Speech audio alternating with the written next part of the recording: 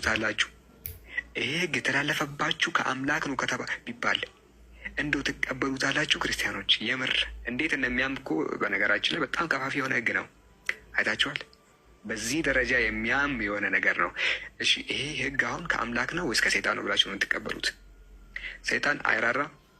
የምር የኔ ቶቢ ሆነስት ሰይጣን ራሱ እንዲህ ያለ ነገር እናንተ ላይ ሊፈርድ አይችልም። አይደለም አምላክ፣ ይሄ አምላክ አይደለም ነው። መልካም። ይህም ቪዲዮ በተለይም ሴቶች በተለይም ደግሞ ፈጣሪ እኛን አክብሮናል አላከበረንም ብላችሁ ማወቅ የምፈልጉ ይህም ቪዲዮ ዳውንሎድ አድርጋችሁ ጫኑት በየፕሮፋይላችሁ ላይ ማለት ነው። ምንድነው እሱ? ኡስታዙ መጽሐፍ ቅዱስ ሴቶችን እንዳላከበራቸው ክርስትና ወይም ደግሞ ፈጣሪ የክርስትናው እንደሚንቃቸው በጣም እየተንገፈገፈ እንደውም እንደዚህ አይነት ትእዛዞች እንዴት ይፈጣሪ ይሆናል ሰይጣናዊ ነው እያለ ነው። የውይይት ጥሪ እናቀርብለታለን። እውነት ደፍሮ ይሞግተናል ወይንስ ተደብቆ እዛው ቤት ውስጥ አጣሞ እየተረጎመ ዝም ብሎ ያታልልበታል? ደፍሮ እንዲሞግተን ይህን ቪዲዮ በደንብ ሼር ታደርጉለታላችሁ። እናንተም ጫኑት። በተለይም ሴቶች እስልምና እንኳን ሊያከብራችሁ መኖራችሁንም አያውቅም፣ መፈጠራችሁንም ራሱ አያውቃችሁ። ሴቶች እኛ ሴቶች ከማክበርም በላይ ምን አይነት ፖዚሽን እንደሰጣችሁ በውይይቱ ላይ እናሳያለን። ውይይታችን የሚሆነው የ5 ደቂቃ 10 ደቂቃ ሳይሆን ከ3 ሰዓት እስከ 4 ሰዓት ድረስ ጥንቅቅ ያለ እያንዳንዱ ላይ አብስለን ዲቤት እናደርጋለን። ይመጣ ይሆን ኡስታዙ ነው? ሴቶችን እዛው አቤት አቤት እያለ ማይለውን እያለ ያጭበረብርበታል። እሱ ካልመጣም በሴቶች ላይ ብቻ ክርስትና ወይንስ እስልምና ያከበራቸው በሚል ዲቤት ላይ ያደርጋ የሚፈልግ በሬ ክፍት ነው። ከመጣ ግን ኡስታዙ አሪፍ ነው ቢመጣ። እሱ ካልመጣ ከሱ የተሻላችሁ መምጣት የምትችሉ ካላችሁ እንቀበላለን። ለምንድን ነው እንደነዚህ አይነት ባለጌ ጋጠወጥ እምነት አልባ የሆኑ ሰዎች ልባት የማይሰጣቸው? ለምንድን ነው? የዚህ ልጅ አካውንቱ ብቻ አይደለም መላሱ ሊዘጋለት ግድ ይላል። ይሄ ልጅ ያለበት አካባቢ ያላችሁ ሙስሊሞች አላችሁ፣ እርግጠኛ ነኝ። ሄዳችሁ እሱን መዘየር አቅቷችሁ ነው? ሄዳችሁ እሱን ልክ ማስገባት አቅቷችሁ ነው? ወላሂ ነው የምላችሁ። ይሄንን ቪዲዮ አይታችሁ ሁላችሁም ዝም እንዳትሉ። እኛ ሙስሊሞች በትንሹ እርምጃችን። መልካም የኔ ተወዳጆች፣ አንድ ውለታ እንድትውሉልኝ ይፈልጋለሁ። ጌታችን መድኃኒታችን ኢየሱስ ክርስቶስ በማቴዎስ ወንጌል ምዕራፍ 5 ቁጥር 44 እስከ 45 እንዲሁም ሐዋርያው ቅዱስ ጳውሎስ በሮሜ መልእክቱ ምዕራፍ 12 ቁጥር 14 ጀምሮ የተናገረው አለ። ለሚያሳድዷችሁ ጸልዩላችሁ፣ ለሚረግሟችሁ መርቋቸው ይላል።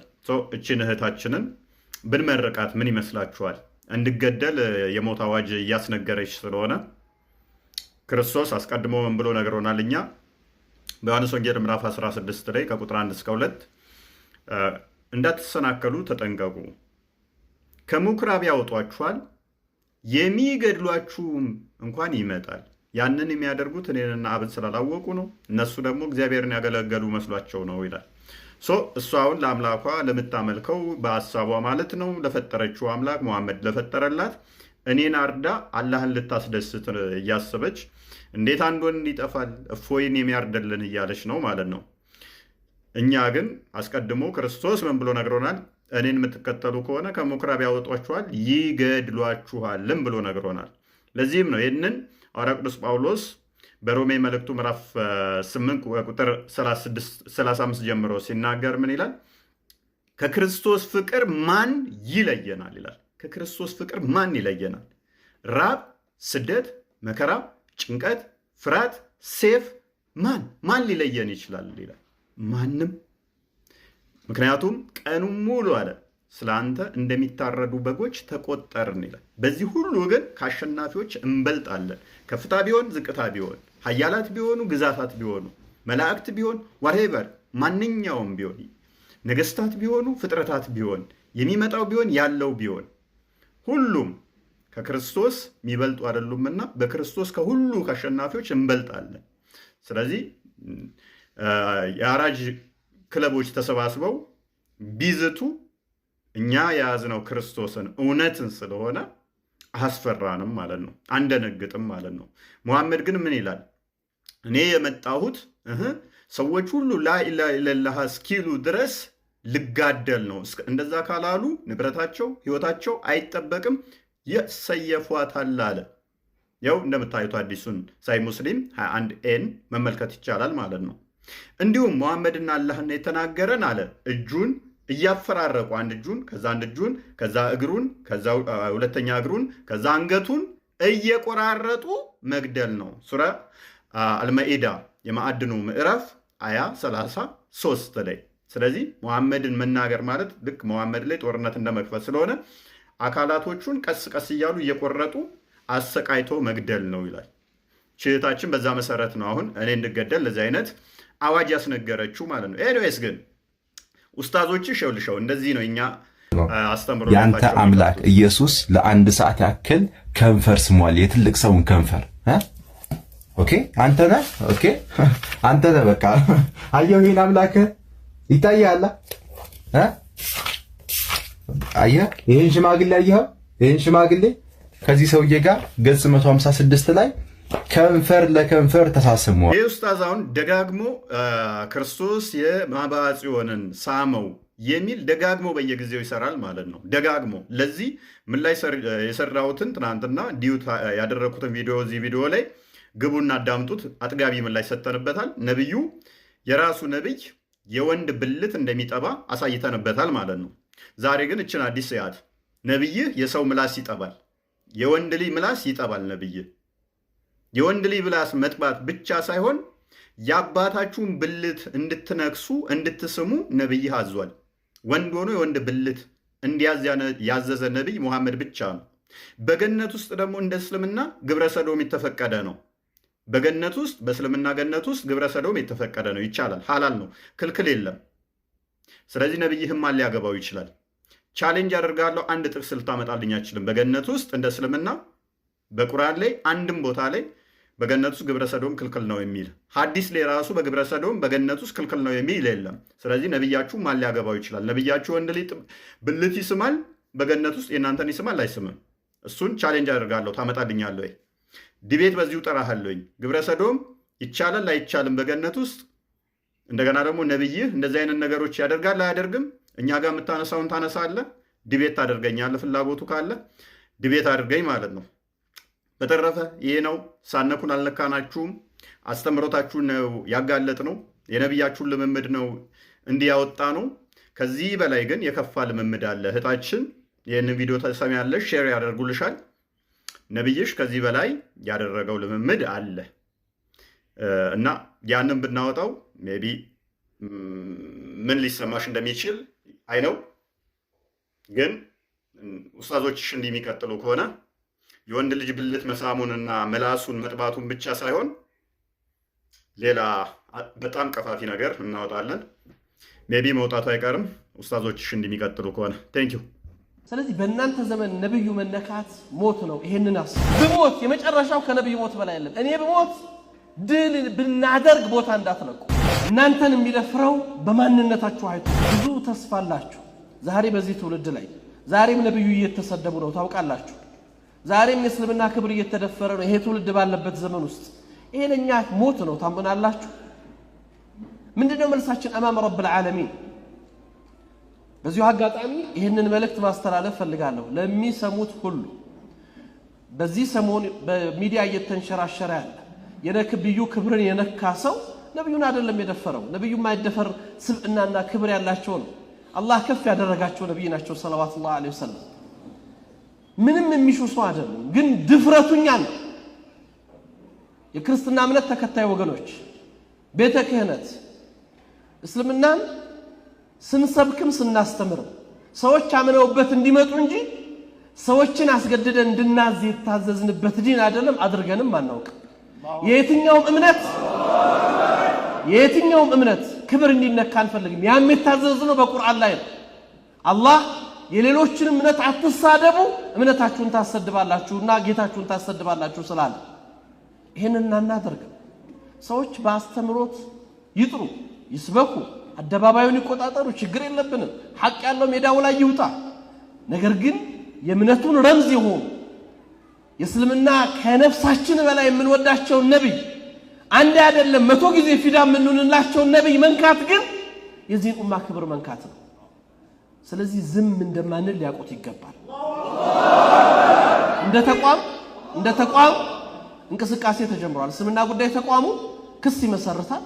ይህን ድርጊት ዛሬም ትናንትን በፈጸሙ ሰዎች ላይ የህግ አስከባሪ አካላቶች ሰዎቹ በህግ ቁጥጥር ስር እንዲውሉ አላስፈላጊ ነገር እንዳይደረግ እንዲያደርጉ በህግ ተጠያቂ እንዲሆኑ እንጠይቃለን። ህጋዊውን ስርዓት ተከትለን እንሄዳለን። ይሄን ያነሳሁት እናንተ ወጣቶች ዲናችሁን ስተው ይሄ ነው ማንነታችሁ የሚመጣው። እናንተን የሚደፍረው በማንነታችሁ አይቶ ነው።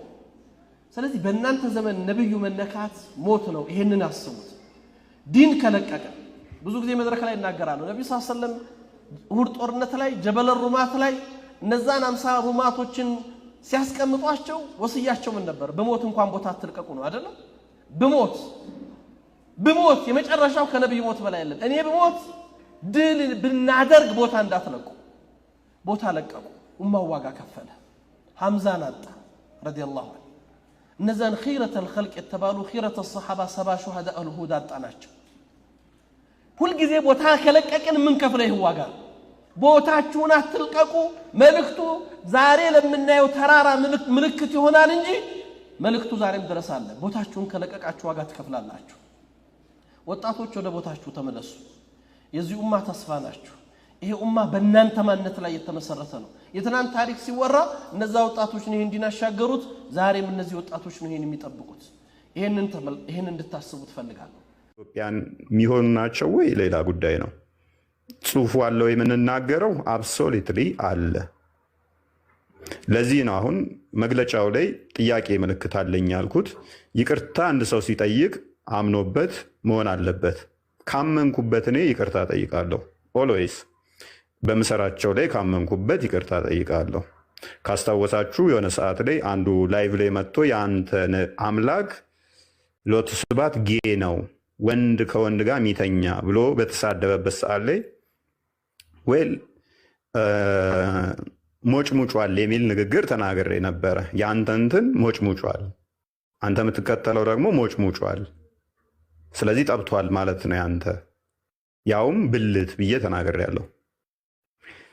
በኋላ ግን ኖ ሳመ ነው እንጂ የሚለው ሞጨ የሚል ቃል የለም፣ ጠባ የሚል የለም በተባልኩ ሰዓት ላይ ይቅርታ ለተወሰነ ጊዜ ላይቭም አልገባም፣ ቪዲዮም አልሰራም። መረጃዎችን አምጥቼ ወደ 16 መጽሐፍቶችን መረጃ አምጥቼ ኦኬ ያላሰንን ብልት ሳመ የሚል አለ፣ ሞጨ የሚል ቃል ባለመኖሩ ሳመ ስለሚል ይቅርታ ጠይቅበታለሁ ብዬ ይቅርታ ጠይቄበታለሁ። እሱን እንደ አዲስ ጥላቻ ንግግር ብለው የሚያዞሩት ማለት ነው። ወደ 16 መጽሐፍቶችን ነው በጊዜ የዘረዘርኩት። በአሁን ሰዓት ላይ ወደ 25 መጽሐፍቶች አሉኝ ያላሰን ብልት ሳመ የሚል ማለት ነው። እንዴት ኢንተርፕሬት ይደረጋል? እሱ የእናንተ ጉዳይ ነው። ምክንያቱም እኛ ጋር የሌለውን ነው። ክርስቶስ ትኩስ እንደተወለደ ሕፃን ልጅ ተገልጦ አፉን ሳመው የሚለውን ትኩስ ዛሬ እንደተወለደ ትኩስ ሕፃን ልጅ ክርስቶስ ተገልጦ አፉን ሳመው። ክርስቲያን ኔክስት ያሳያችኋል ቪዲዮዎቹን። ሜቢ ከቻልክ አሁን መቀጠል ትችላለህ። ትኩስ እንደተወለደ ሕፃን ልጅ አፉን ሳመው የሚለውን እዛው ግብረ ሰዶም ነው አምላካችሁ ግብረ ሰዶም ነው የሚል ደጋግመው ላይቭ ገቡ፣ ደጋግመው ቪዲዮ ሰሩ። አይ ይሄ ማለት አባት ልጁን ቢስም እንደዚህ አይባልም፣ ያውም ትኩስ ዛሬ የተወለደ ብለን ልናስረዳቸው ሞከርን። ሊሰሙን አልወደዱም። ያለን አማራጭ ምንድነው? እሱ ለምሳሌ እናንተ ጋር ሁሴን እንትና መሐመድ የሁሴንን ብልት ስሟል። ስለዚህ ይህንን ጨዋታ እንዴት ትወጡታላችሁ?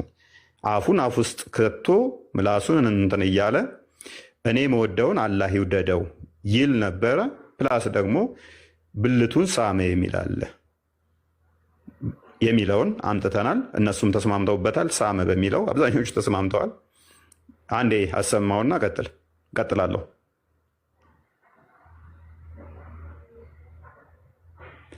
ሚዩት ነህ።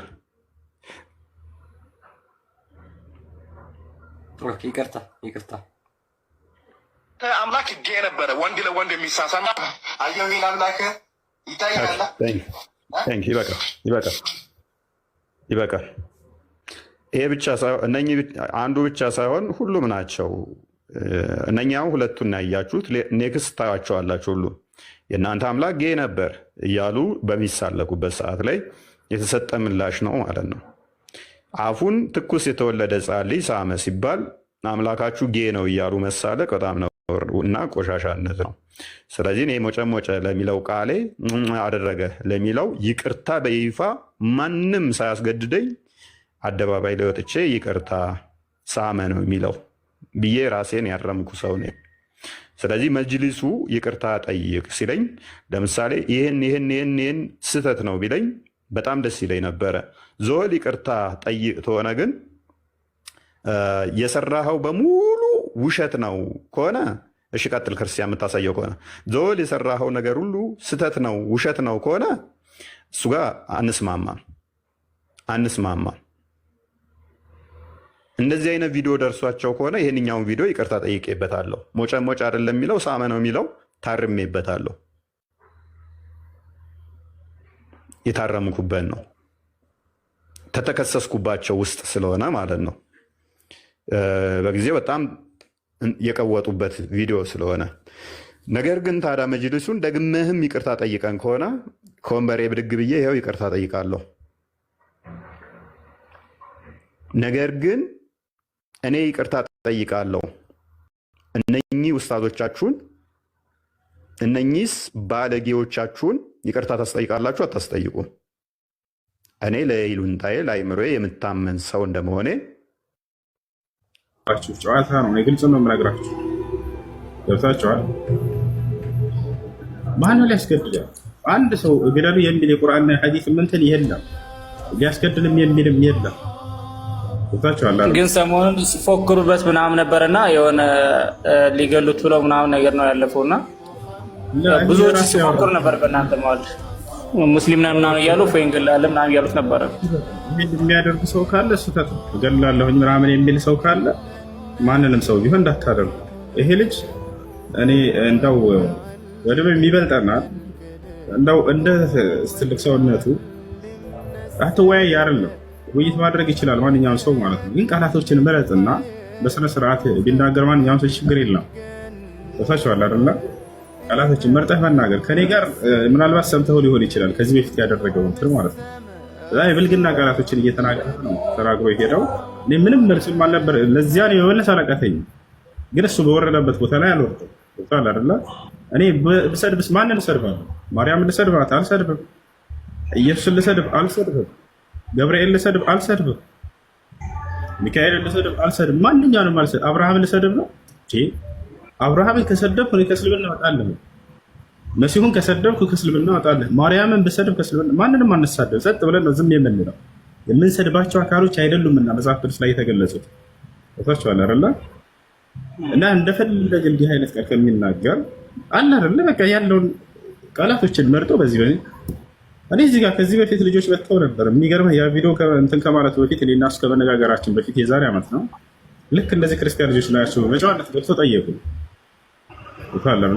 ጥያቄ ጠየቁኝ እና እንደዚህ ነው በቃ ይዛችሁት ነው እኔ እዚህ ጋር ጥያቄዎችን ሁሉ ልመልስለት አልኳቸው። አይ ገስት ላይ አልመጣም እያለ ነው አለ።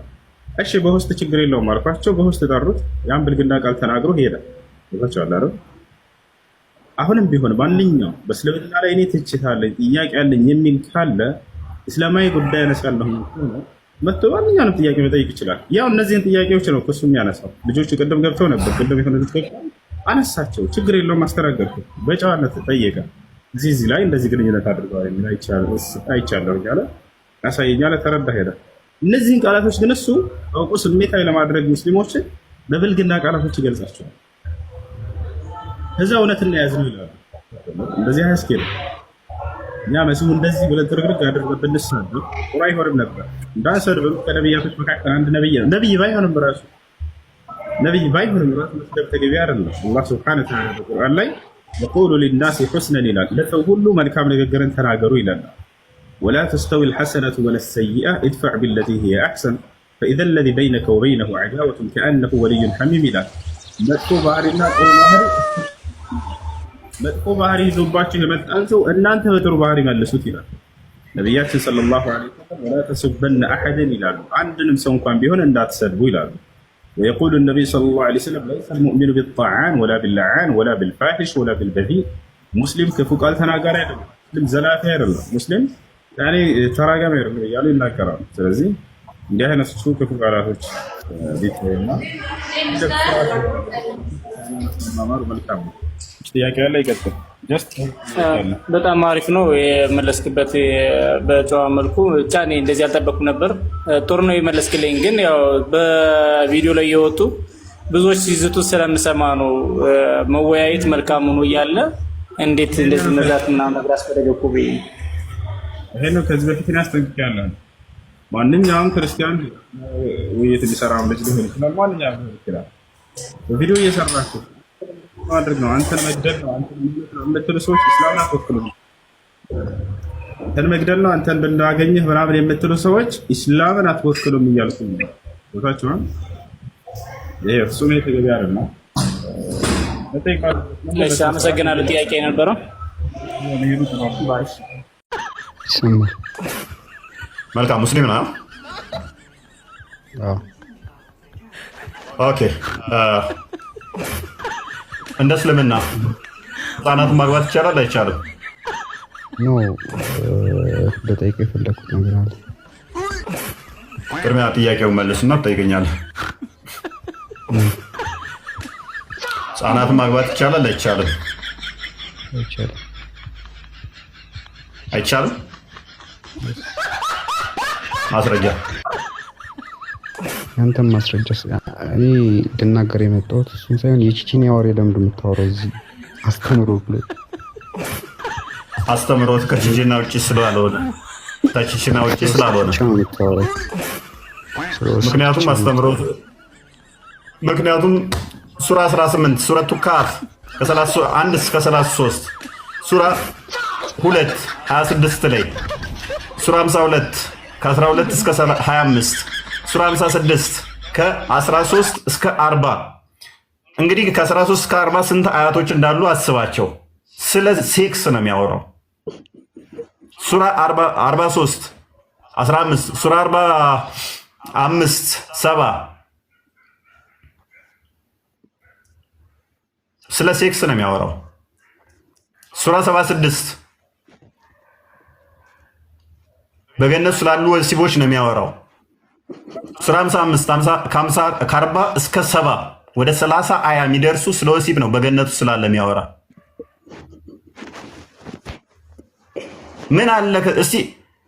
ምን አለ ከዚህ ውጭ የሚያወራ ስለ ወሲብ አለ እንዳለ የተጠናወተው አስተምሮቱ። ሱራ 83 ከ21 እስከ 26 ስለ ወሲብ አይደል እንዳለ የሚያወራው በገነት ውስጥ እንኳን ስላለ የምድሩ አልበቃ ብሎ በገነት ዛሬ የምንወያይበት ደግሞ ያነሳሁት መዓት አለ። እሱን ደግሞ ልጥቀስልህ እና የተጠየቀውን ብቻ መልስ። የሕፃንን ልጅ ነብይህም አታፍርበት ከሆነ ሱና ትከተላለህ? ሱናው የምትከተል ከሆነ የ6 ዓመት ልጅ ታገባለህ? ፎንድሊንግ ታደርጋለህ? እሺ ቶፊክ ፎንድሊንግ አድርጉ እያለ ደጋግሞ ነብይ አስተምሯል።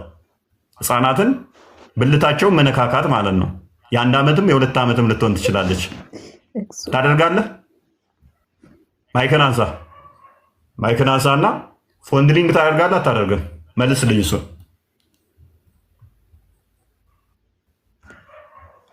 መልስልኝ። እየጠበኩ ነው በጉጉት። ሙሉ አስተምሮቱ አጋንንታዊና ስለ ዝሙት የተጠናወተው ብቻ ነው። ከዚህ ውጭ አይደለም ካልኩ መልስልኝ።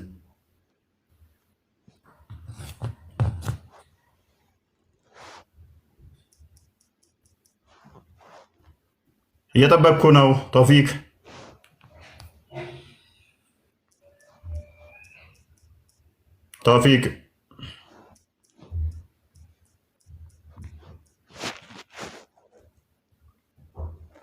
ኦኬ፣ ሌሎች ሙስሊሞች ቀጥሉ። አብደላ እንኳን ደህና መጣ። እንኳን ደህና ቆያችሁ። መልካም። የነቢዩን ሱና ትከተላለህ? በሚገባ ነው። ስለዚህ የ6 ዓመት ልጅ ልታገባና ወሲብ ልታደርጋት ትችላለህ ማለት ነው። የ6 ዓመት ልጅ አግብተዋል ነቢያችን? የስንት ዓመት ልጅ ነው ያገቡት? የ6 ዓመት ልጅ ነው ያገቡት ምናምን እያልክ ነበር መሰለኝ። በስንት ዓመቷ ነው ያገቡት? በ6 ዓመት ማግባት አጋንንታዊ ነው ብለህ ታምናለህ? በ6 ዓመት አግብተዋል እንደ እነሱ መጀመሪያ በ6 ዓመት እሳቸውን ተዋቸው። የ6 ዓመትም ሆነ ዋቴቨር ኢት ኢዝ የ5ም የ7ም የ3ም የ4ም ብቻ እነዚህ ህፃናትን ማግባት አጋንንታዊ ነው ብለህ ታምናለህ? ናት እንዴት ተብሎ ጤናማ አይደለም ህፃናትን ማግባት። አዎ ህፃናትማ እንዴት እንዴ። መልካም። አይሻን በስንት ዓመቱ ነው ነብዩ ያገባት? ዓመቱ ነው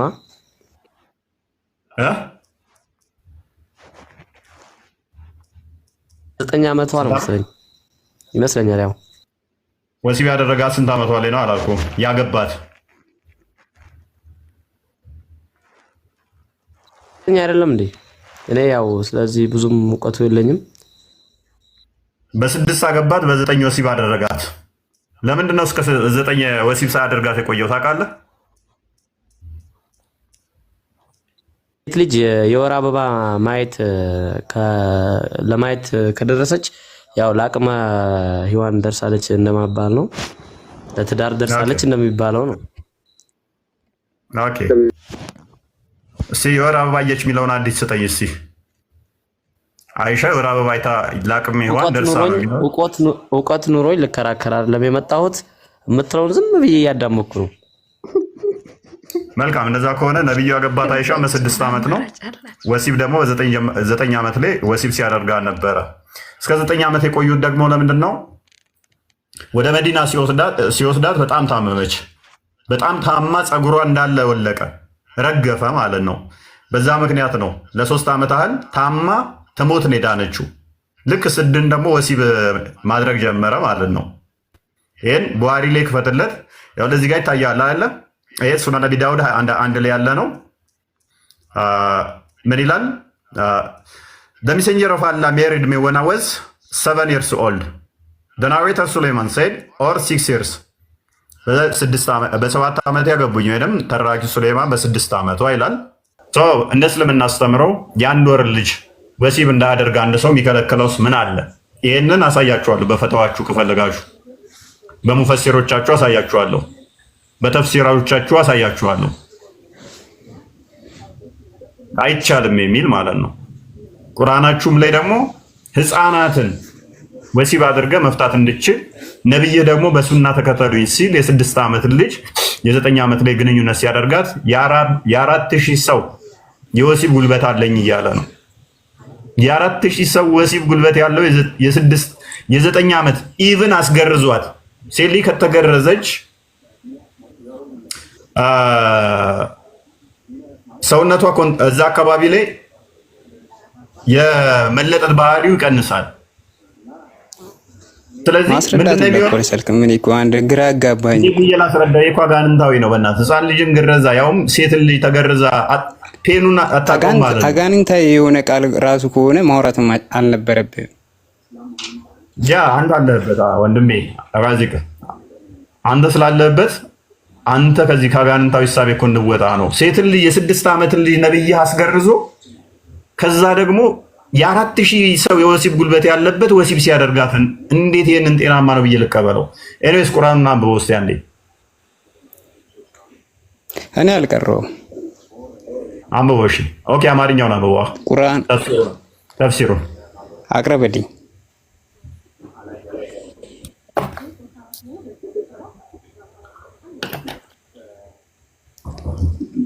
እሺ ልክ አሁን ቁርአኑን ልክ አቅርበ እንዳስቀራኝ ማለት ነው። አሁን ያስካተን ውሃ ማለት ነው ከፍ አድርጎ ውሃውን እኔም ላሳይክ መልስ ላሳይ ነው። ከንጹህ ውሃ ላይ እንከን እንዳለ ላመጣልህ ነው።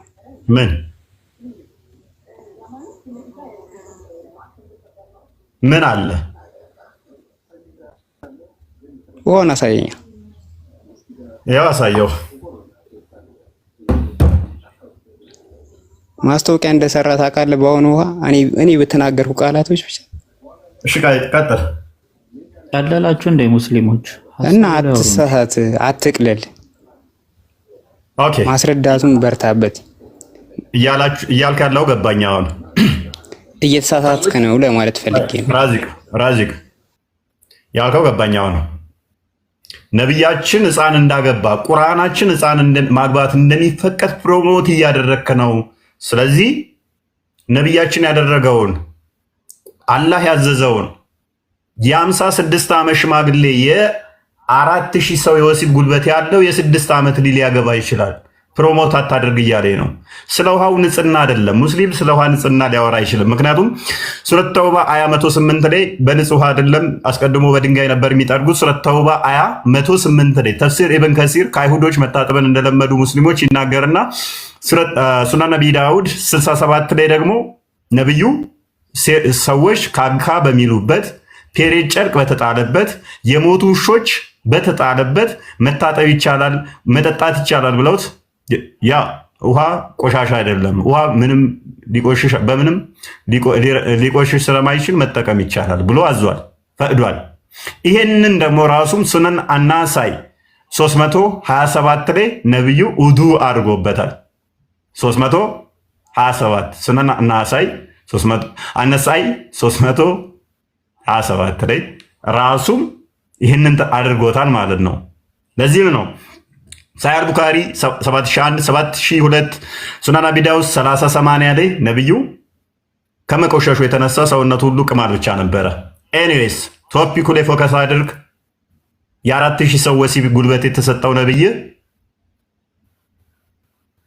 አይሻን በ6 ዓመት አግብቷታል፣ በ9 ዓመት ደግሞ ወሲብ አድርጓታል። ይሄ ብቻ ሳያንስ በጋብቻ እኔን ማትመስሉ ከሆነ የኔ ተከታይ አይደላችሁም ብሎ ደግሞ ቆልፎታል። ቁርአንህ ላይ ደግሞ ጠለቅ 4ኛው አያ ላይ ፔሬድ ያላዩትን አግብታችሁ ፍቱ ብሎ አዟል። ጠለቅ በራሱ ፍቺ ማለት ነው። ኢዳ የሚቆጠረው ወሲብ ላደረካት ሴት ብቻ ነው። ወሲብ ካላደረካት ኢዳ አይቆጠርም። ማስረጃ ሱረቱ አልአሕዛብ አያ 49 ላይ ላልገባችሁባቸው ሴቶች ለምቆጥሩት ኢዳ የለም ይላል። ያልገባችሁባቸው ሲል በሆነ እንደ ቤት ውስጥ መገባባቸው ሳይሆን ወሲብ ላላደረጋችኋቸው ማለት ነው። ይህን አስቀድሞ በሱረት ኒሳ የሴቶች ምዕራፍ 23 ላይ ካልገባችሁባቸው በሴቶቻቸው የእነሱ ልጆችን ልገቡባቸው ለእናንተ የተፈቀዱ ናቸው ይላል። ካልገባችሁባቸው ሴቶች ልጆቻቸውን ልገቡባቸው ለእናንተ የተፈቀዱ ነው። መግባት ማለት የሆነ ቤት ውስጥ ወይም በመስኮት በበር እንደመገባው ሳይሆን ወሲብ ካላደረጋችሁ ካደረጋችሁ ማለት ነው። ስለዚህ ወሲብ ካላደረካ ኢዳ ቆጥርም። ወሲብ ካደረካ ብቻ ነው ኢዳ የምቆጥረው። ስለዚህ እዚህ ጋር ኢዳ ተቆጥሯል። ኢዳ ከተቆጠረ ደግሞ ወሲብ አድርገሃታል ማለት ነው። እንዴት ነው ይሄ ጤናማ ሃይማኖት ነው ብለህ የምትከተለው? ነስረዲን ንገረኝ እስኪ። በእኛ አይቻልም፣ በእኛ አይቻልም።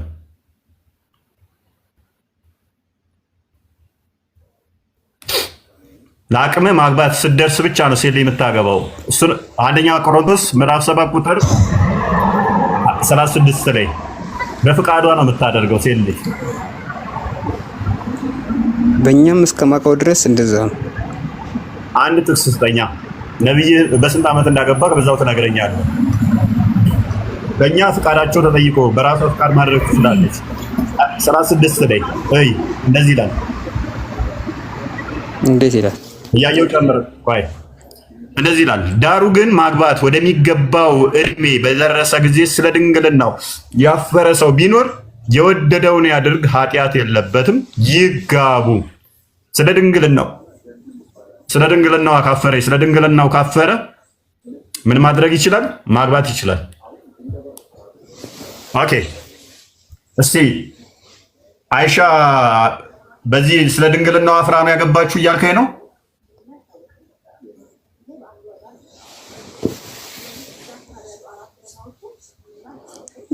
እኛም እንደው ክርስትናው ላይ ብቻ እያልን የነበርን ሰዎች በደንብ እስልምናው ላይ እንድንሄድ ሞራል ሆነናል እና በዚህ ነገር ላይ በደንብ እንሄድበታለን። ከእናንተ ጋርም ተጠግተን ከእናንተ እውቀትን እየቀሰምን በደንብ ነው የምንሰራው።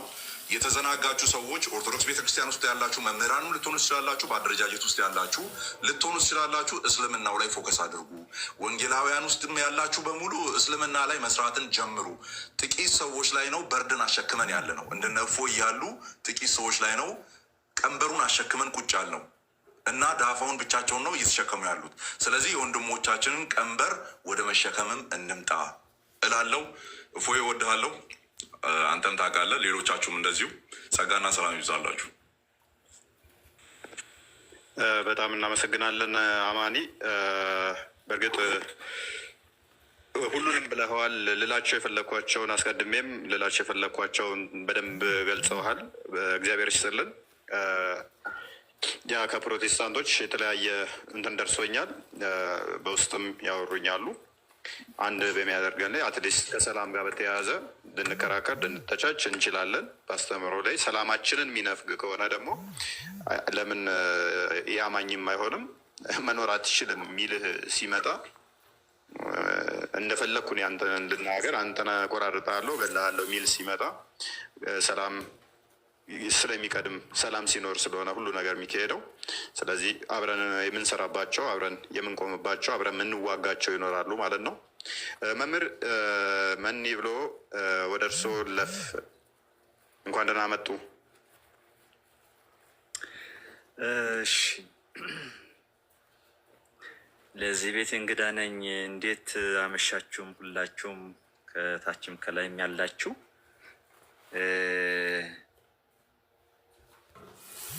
በጣም ደስ ብሎኛል። እንኳን ድምጻችሁን ሰማ ነው። በላዲዮስ እፎይ እግዚአብሔር እንኳን ሁለተኛ እድል ሰጠን። ሁላችንም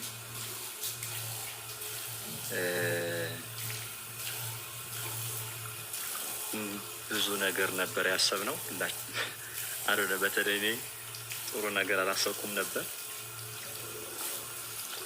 ሰላም ሳላችሁ ሰማዕታት ሆናችሁ እንዳትሆኑ ብለን ብዬ አስቤ ነበር።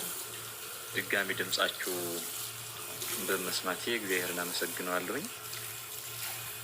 ምንም ማለት አልችልም። ይቅርታ፣ ኦፊሻሊ ይቅርታ ነው ማለት የምችለው። አላገዝናችሁ፣ አላገዝኩኝ። ጥያቄ ምንድን ነው?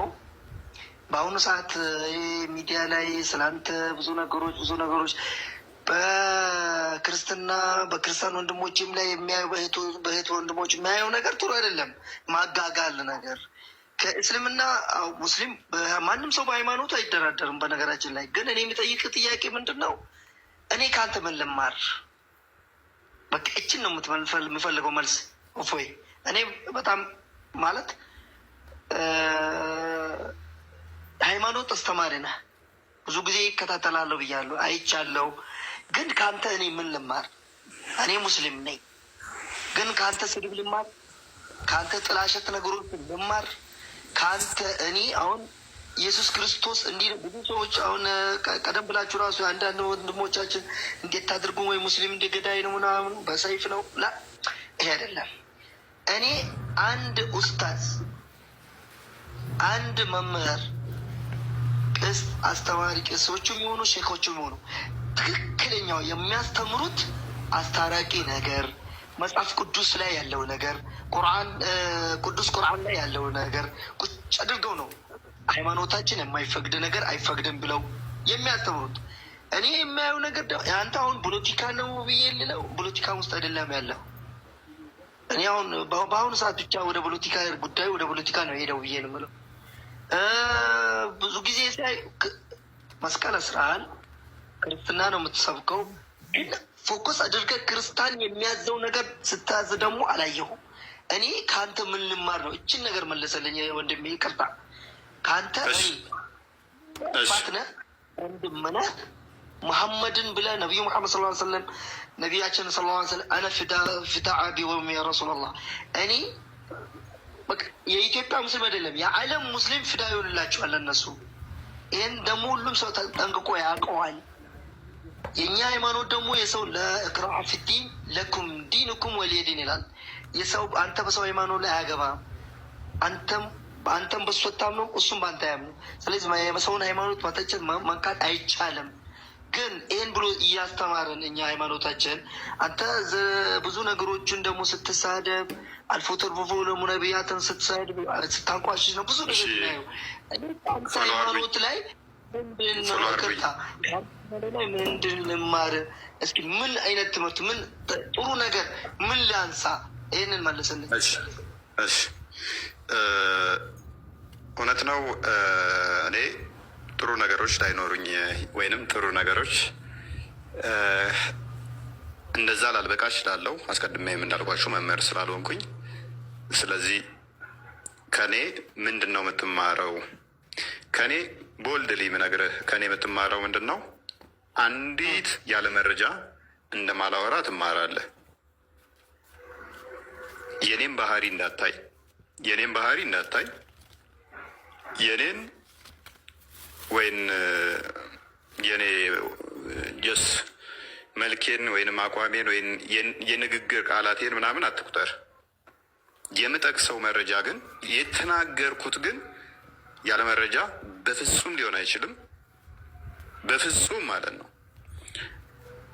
አሁን ቻሌንጅ አደርጋለሁ፣ አንተንም እንዳነሳውም ቻሌንጅ አደርጋለሁ። ክርስቲያንም ትከፍትልኛለህ